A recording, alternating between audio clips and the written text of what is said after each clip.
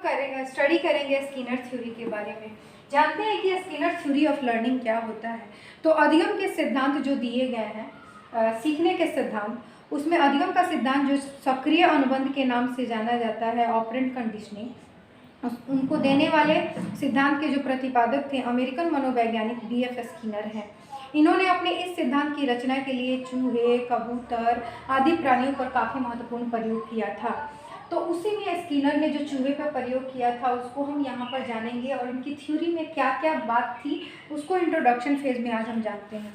तो सबसे पहले हम जानते हैं स्किनर जो थ्योरी है, स्किनर के द्वारा जो सीखने का सिद्धांत दिया गया था उसको रीइंफोर्समेंट थ्योरी के नाम से भी जाना जाता है। अर्थात जो इन्होंने सीखने का सिद्धांत दिया था उसमें रीइंफोर्समेंट, पुनर्बलन, जैसे कि पुनर्बलन का सिद्धांत थ्योरी भी बोलते हैं, क्योंकि जब कोई भी सीखने की प्रक्रिया होती है तो उसमें हम जब रीइंफोर्समेंट देते हैं, उसमें कोई पुरस्कार देते हैं या किसी तरह का निगेटिव अप्रोच इस तरह से देते हैं, तो जो सीखने की प्रक्रिया है वो काफ़ी अच्छी हो जाती है। इन्होंने भी यही प्रयोग किया था, वो मैं जब यहाँ प्रयोग बताऊंगी तो बताऊंगी कि क्या दिया गया था पुरस्कार स्वरूप, इसीलिए रीइंफोर्समेंट थ्योरी भी कहा जाता है। इनकी थ्योरी में स्टिमुलस प्लस रिस्पॉन्स, स्टिमुलस और रिस्पॉन्स दोनों जो होते हैं एसोसिएशन के द्वारा दोनों में सहसंबंध होता है, और जो सहसंबंध होता है, साहचर्य उपस्थित होता है, उसे कंडीशनिंग के नाम से जानते हैं। क्लियर हुआ? स्टिमुलस, जो भी हम उसको स्टिमुलस दे रहे हैं, जो उसको हम चीज़ दे रहे हैं और उसके प्रति उसकी जो अनुक्रिया हो रही है, ये दोनों में साहचर्य होता है, दोनों में संबंध स्थापित होगा, तो उस संबंध को हम कंडीशनिंग के नाम से जानते हैं।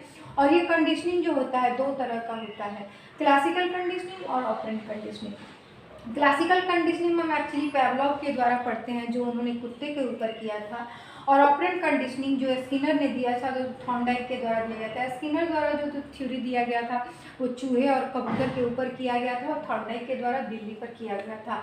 तो ये भी जान लीजिएगा, ये जो पैवलोव है वो कुत्ता के ऊपर प्रयोग किए थे, स्किनर चूहा और कबूतर के ऊपर, और थॉर्नडाइक बिल्ली के ऊपर प्रयोग किए थे। अब हम जानते हैं स्किनर थ्योरी में जो होता है एक्टिव रोल अदा करता है। मैं यहाँ जब एक्सपेरिमेंट क्लियर करूँगी तो आप समझ जाएंगे। सक्रिय भूमिका अदा करता है, जो भी सीखने वाला होता है ना उसकी भूमिका सक्रिय रूप में होती है, और इसको थ्योरी ऑफ ऑपरेंट कंडीशनिंग के नाम से जाना जाता है। ये भी मैं आपको बताऊंगी, थ्योरी ऑफ ऑपरेंट कंडीशनिंग या ऑपरेंट रिस्पॉन्स के नाम से इसको जाना जाता है। उसके बाद डिस्क्रिप्टिव बिहेवियरिज्म इसको बोला जाता है। अर्थात डिस्क्रिप्टिव बिहेवियर का मतलब है कि वर्णनात्मक व्यवहारवादी जो पूर्ण रूप से प्रतिक्रिया के अध्ययन पर आधारित है, उसे हम रिस्पॉन्स के नाम से जानते हैं। तो ये डिस्क्रिप्टिव बिहेवियरिज्म का जो होता है चर्चा करता है। उसके बाद इसमें सेलेक्टिंग और कंडीशनिंग की बात होती है।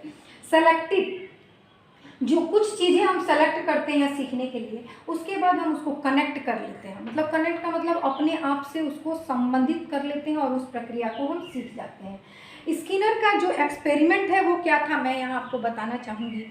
स्किनर ने क्या किया था, अपने प्रयोग में एक चूहे को लिया था, और चूहा जो था, चूहा के लिए उन्होंने क्या किया था, स्किनर ने एक बॉक्स का निर्माण किया था, जो यहाँ बॉक्स आपको दिख रहा है, स्किनर बॉक्स का निर्माण किया, ठीक है।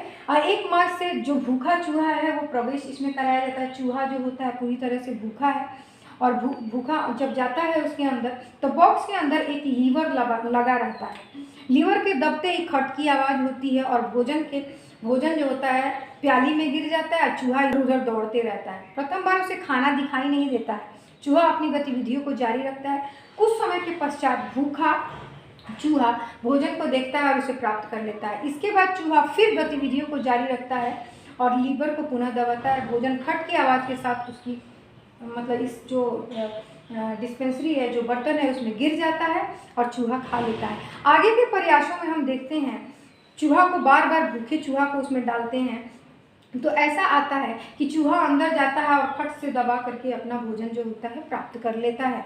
तो इसका मतलब हुआ कि इन क्रियाओं के धीरे धीरे जो क्रिया होती रहती है, तो इस क्रिया के बाद वो क्या करता है, मतलब चूहा जो होता है लीवर को दबाना सीख लेता है और भोजन को पाना सीख लेता है।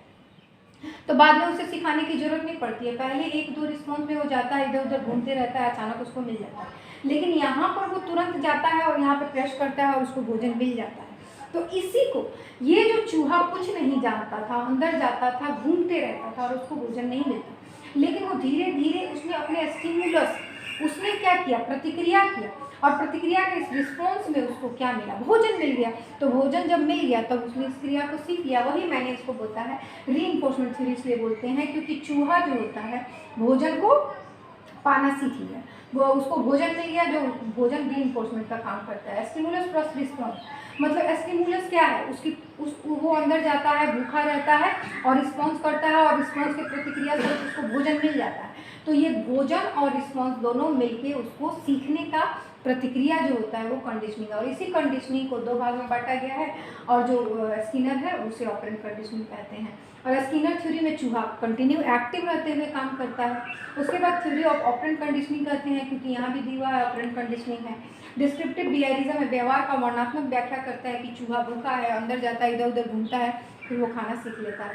और ये सेलेक्टिव कनेक्टिंग पे काम करता है, अंदर जाता है, सेलेक्ट